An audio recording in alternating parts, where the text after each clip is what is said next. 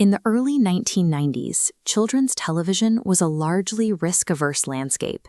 Saturday morning programming consisted mostly of conventional, formulaic cartoons, designed to sell toys rather than push creative boundaries. It was a blank slate waiting for a new strategy.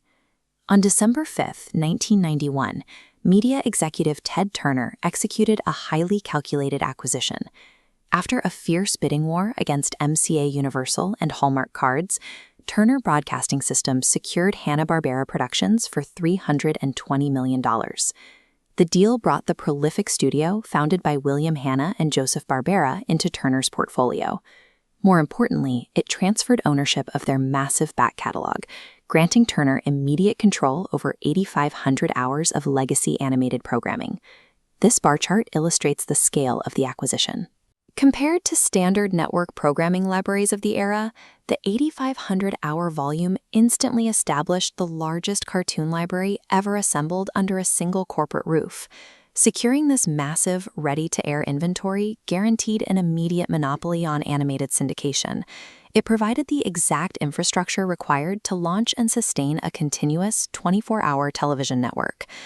By 1995, the profits generated from rerunning classic properties were redirected into a new venture called World Premiere Toons. This program functioned as a creative incubator, funding original animated shorts that served as pilots. The network aired these shorts and tracked audience voting, effectively turning their viewership into a live focus group. This data-driven approach identified clear winners, leading to the greenlighting of massive original hits like Dexter's Laboratory and Craig McCracken's The Powerpuff Girls. By August 2002, Cartoon Network reached 80 million U.S. homes and 145 countries. The network maintained top 5 cable ratings for 7 consecutive years. This dominance bled into retail, with Powerpuff Girls merchandise alone generating $350 million in 2000. Entering the early 2000s, Cartoon Network operated as a highly lucrative, self-sustaining global franchise engine. In September 2001, the network expanded its reach beyond children by launching Adult Swim. This late-night programming block utilized crude, subversive humor, pushing animation as a medium for mature audiences.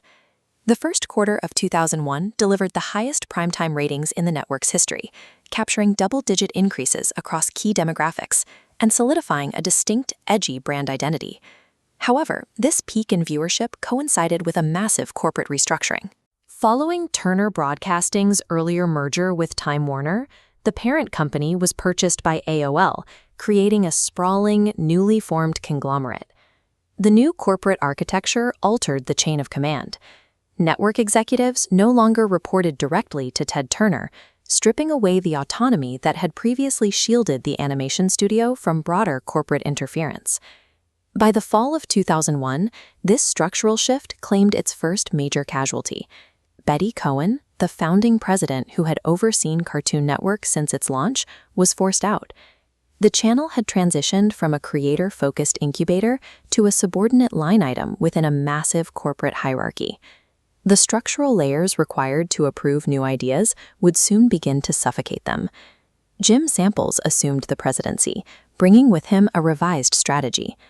In 2004, the network debuted a new logo and slogan, signaling a departure from its original programming mandate. The schedule shifted away from the broad, all-ages appeal that defined its early success. Instead, executives increasingly prioritized live-action shows and movies targeted strictly at young boys. This narrowing of the brand identity coincided with intense external pressure. Nickelodeon maintained fierce competition in cable, while the rapid expansion of digital media began drawing viewers away from television entirely. Younger demographics were the first to adopt new digital consumption habits, moving toward streaming platforms and on-demand video. The traditional linear audience that Cartoon Network relied on began to fracture. Alienating the core audience with live-action programming as the marketplace flooded with digital alternatives left the network exposed. The resulting brand confusion hit exactly when viewer retention was most critical. The compounding effects of these strategic pivots are fully visible in the modern era, as linear television faces a widespread structural collapse.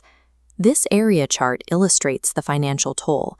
According to Bloomberg data spanning from 2014 to 2024, combined advertising revenue for Cartoon Network and Adult Swim plummeted by roughly 80%. Amidst these collapsing margins, AT&T sold Warner Bros. To Discovery in 2022, creating a new corporate entity known as Warner Bros. Discovery. The new leadership, under CEO David Zaslav, inherited significant corporate debt. Their mandate was to restructure finances and drastically cut costs across all divisions. The resulting strategy aggressively trimmed the animation portfolio. The company executed widespread layoffs, canceled numerous animated projects currently in production, and pivoted toward licensing older content and developing low-risk reboots of established intellectual properties. The network that once operated as a robust incubator for original creators had been reduced to a highly leveraged asset, managed for immediate cost savings over creative output.